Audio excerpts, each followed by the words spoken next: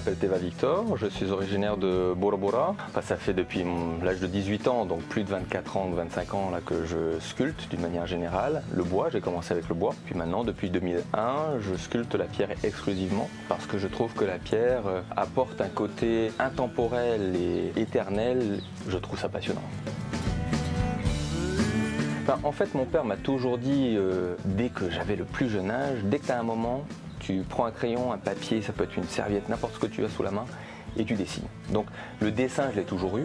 Et puis après, à un moment, à 18 ans, mes parents ont fait venir un ami sculpteur qui a sculpté un cocotier vivant, et il m'a filé une gouge, un maillet, et il m'a dit, écoute, tu vas m'aider à dégrossir. Donc il m'a donné les premiers éléments de compréhension des angles, de la frappe, de la veine du bois, de tout ça. Et ça m'a tout de suite plu déjà. Et puis en 2001, en fait, ce qui s'est passé, c'est que j'avais déjà fait pas mal d'œuvres, mais des œuvres en bois. Et les œuvres en bois nécessitent de l'entretien, surtout quand c'est à l'extérieur. Et j'ai fait venir des cailloux pour faire un enrochement.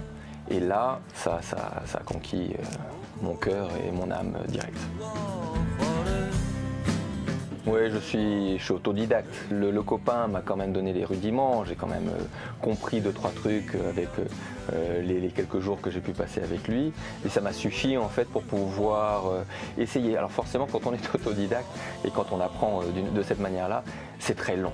Il n'y a personne derrière toi pour dire non, non, mais fais pas comme ça. Enfin, voyons, utilise plutôt ceci ou utilise plutôt cela. Donc, au début, par exemple, par rapport à la pierre, j'ai utilisé les disques de coupe de pierre usables là. J'en ai utilisé, mais j'en avais des seaux entiers. Voilà, c'était juste épuisant. Et quand finalement il y a un copain qui travaille dans la construction qui me dit mais pourquoi est-ce que tu n'utilises pas des disques au diamant? Mais là, miracle pour moi. Ah là, ça a été une ouverture d'esprit et une possibilité pour moi de travailler beaucoup plus efficacement. Donc voilà, c'est le contrepartie du côté autodidacte. En même temps, je conseille quand même aux gens qui sont passionnés par l'art ou qui aimeraient s'y mettre, d'essayer. Et puis dans tous les cas, on avance.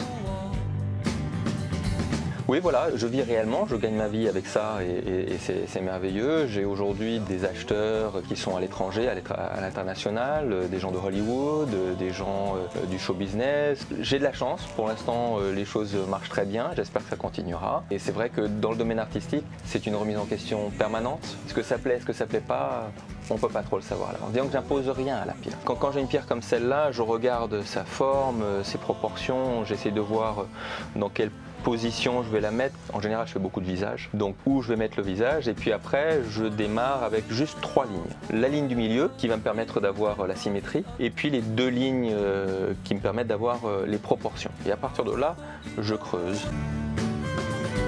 Pour mon inspiration, j'ai toujours la culture polynésienne avec l'art polynésien. Et par contre, une autre des éléments qui, on va dire, font qu'on reconnaît un Teva Victor, c'est aussi le fait que dans chaque œuvre, il y a toujours le côté brut et naturel de la pierre, telle qu'elle a été trouvée au départ. Parce que je trouve que la pierre, quand je l'ai trouvée, elle est belle.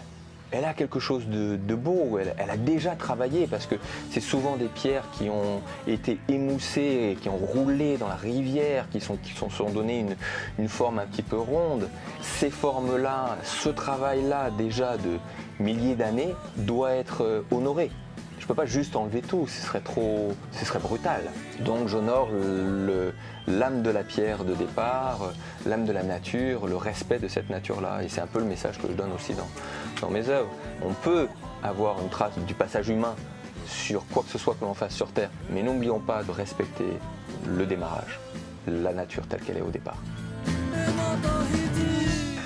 Ça oui, je dois dire que certainement mes parents m'ont légué des valeurs et ces valeurs-là transpirent par ce que je fais aujourd'hui, que ce soit dans la vie d'une manière générale, dans mon art évidemment, et voilà.